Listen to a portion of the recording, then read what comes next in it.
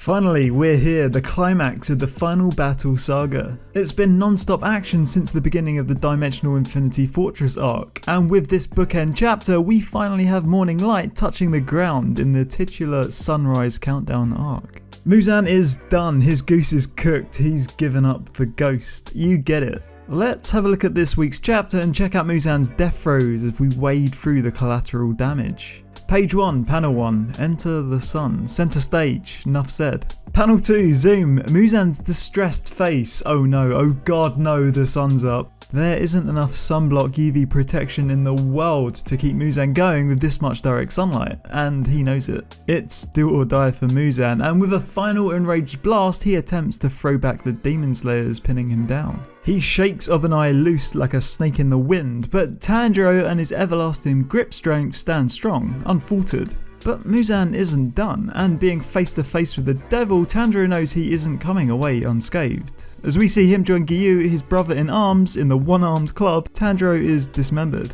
but not disarmed. His dominant arm remains, and he isn't letting up, but perhaps one arm isn't enough. Cue Tomioka jumping in and lending his remaining good arm to make up the difference, lending his strength and allowing Tandro's sword to be the nail in Muzan's coffin.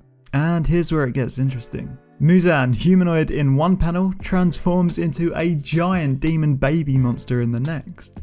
Tandro is absorbed into the transformation, folded into Muzan during the metamorphosis, and it's at this point the Kakashis, the demon slayer attendants, go into overdrive at the order of the Ubuyashiki kid.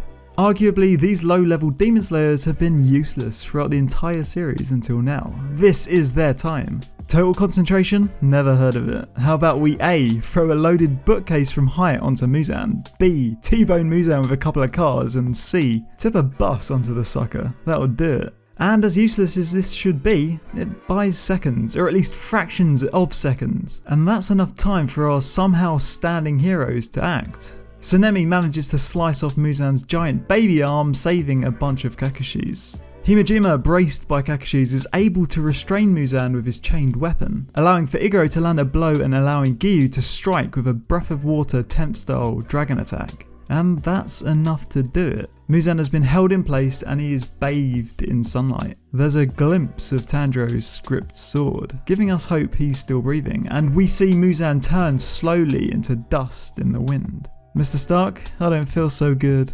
And I'm thinking, did Gotogo recently watch Akira? Because I just made a video on Akira and it's super fresh in my mind, and I can't help but see the mutated blob monster that Tetsuo becomes in the demon baby. You see it too, right? Tetsuo! Okay, so at this point I would usually ask for and give predictions, but I mean, really? With Muzan down, what's left? A touching moment on Tandro and Nezuko reuniting?